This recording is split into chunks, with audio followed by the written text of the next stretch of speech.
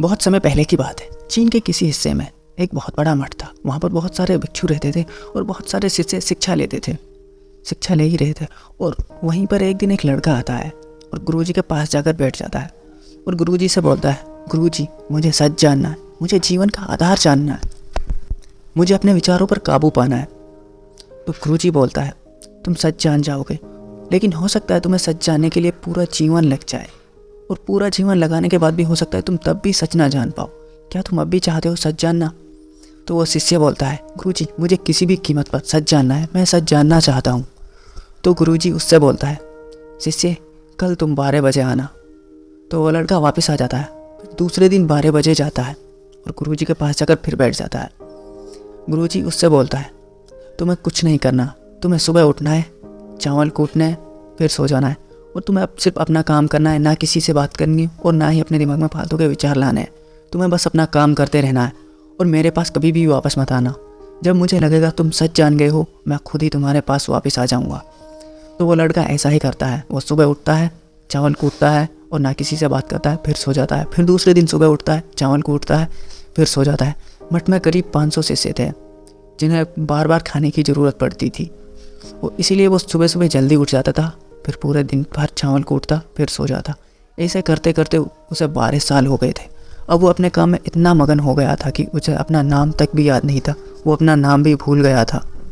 वो मठ में किसी से भी बात नहीं करता। सारे शिष्य उसे पागल समझते, मूर्ख समझते थे, उसे चिढ़ाते थे, क्योंकि ना तो उसे पढ़ना आता था और ना ही लिखना आता था, और ना ही उसने कभी कोई ग्रंथ वगैरह पढ़ा था, क्योंकि उसे पढ़ना वगैरह कुछ नहीं आता था। सभी उसे पागल कहकर चिढ़ाते थे, लेकिन वो फिर भी उन सभी की किसी बात का कोई जवाब नहीं देता। वो अपने काम से काम रखता, चुपचाप रहता और फिर चावल कूटने के बाद फिर सो जाता। ऐसे ही सब कुछ ठीक चल रहा था। अब गुरुजी को लगने लगता है कि उसका समय नज़दीक आ गया है। अब वो इस मठ का उत्तराधिकारी चुनने की घोषणा करता है। वो कहता है, जो कोई भी उत्तराधिकारी बनना चाहता है वो रात को आए और मेरे दरवाजे के बाहर कुछ ऐसी पंक्तियाँ लिखें जिसमें उसके जीवन का सारा सार लिखा हो। उसी के हिसाब से इस मठ का उत्तराधिकारी चुना जाएगा। बहुत सारे उसमें विद्वान थे, बहुत सारे ऐसे शिष्य थे जो उस मठ का उत्तराधिकारी बनना चाहते थे। सभी कोशिश करते हैं कि वो उस मठ का उत्तराधिकारी बन जाए। उनमें से ही एक लड़का था जिसको बौद्ध धर्म का बहुत सारा ज्ञान था। उसने बहुत सारी किताबें पढ़ रखी थी। सबको लगता है कि यही जीतेगा। और ऐसे ही अब वो रात को जाता है गुरुजी के कमरे के बाहर और दरवाजे पर पंक्तियाँ लिखता है। और वो पंक्तियाँ कुछ इस तरह थी, मन एक दर्पण की तरह है और इस पर अक्सर विचारों और इच्छाओं की धूल जम जाती है, और इस धूल को मिटाने के लिए हमें ध्यान करना चाहिए। जिसके दर्पण की धूल साफ हो जाती है वो मोक्ष प्राप्त कर लेता है। वो लड़का ये लिख देता है और नीचे अपना हस्ताक्षर नहीं करता, वो वापस आ जाता है।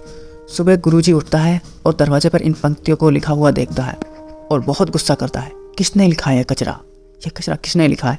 वैसे तो वो पंक्तियाँ, यकीनन उन पंक्तियों में काफ़ी ज्ञान था, काफ़ी अच्छी पंक्तियाँ थी, लेकिन वो सब किताबी ज्ञान था। गुरुजी को पता चल गया था कि वो किताबी ज्ञान है।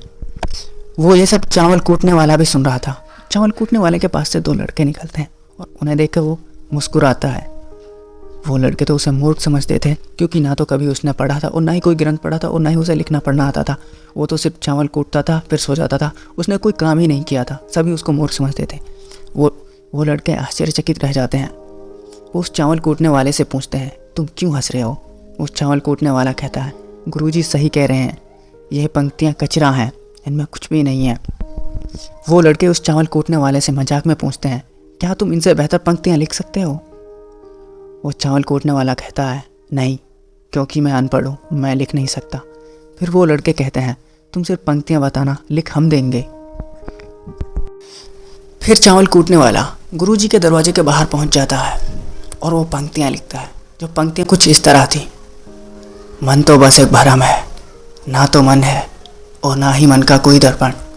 जब दर्पण ही नहीं तो धूल कहाँ ठहरेगी। जो ये जान गया है वो सच जान गया। मन तो बस एक भ्रम है, ना तो मन है और ना ही मन का कोई दर्पण। जब दर्पण ही नहीं तो धूल कहाँ ठहरेगी। जो ये जान गया है वो सच जान गया है। और वो लड़के उसके नीचे लिख देते हैं, चावल कूटने वाला। उन सभी को लग रहा था गुरुजी इस पर भी चिल्लाएंगे, इस पर भी गुस्सा करेंगे, और जिस तरह उस लड़के को डांट सुननी पड़ी थी, इसको भी यही सुनना पड़ेगा।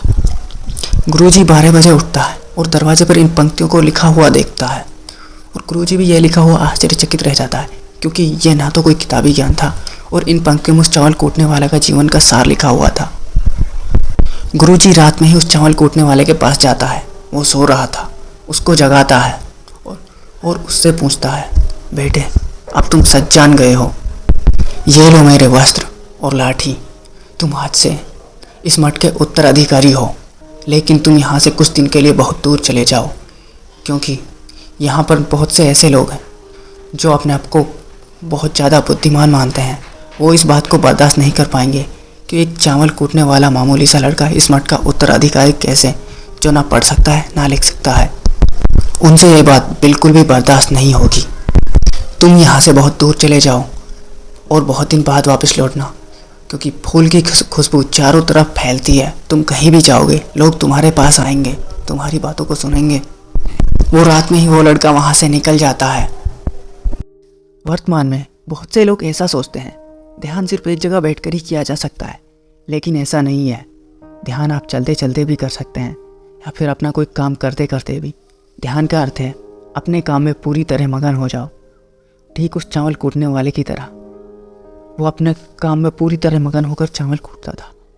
उसे अपने शरीर का भी ख्याल नहीं रहता था, और वहीं चावल कूटते कूटते उसने सच को जान लिया था। ठीक उसी तरह सूरज की रोशनी एक कागज़ को नहीं जला सकती, और वहीं अगर उस रोशनी को एक जगह इकट्ठा कर दिया जाए तो वो रोशनी कागज़ को जलाकर कुछ ही सेकंड में राख कर देती है। ठीक उसी तरह आप भी अपना पूरा ध्यान एक समय एक ही काम पर लगाओ। और हाँ गाइज, अगर आप हमारे चैनल को सब्सक्राइब करना चाहते हैं तो चैनल को सब्सक्राइब कर सकते हैं। वैसे अभी तक हमारा एक भी सब्सक्राइबर नहीं हुआ है, हो सकता है आप पहला सब्सक्राइबर बन जाएं। Thank you.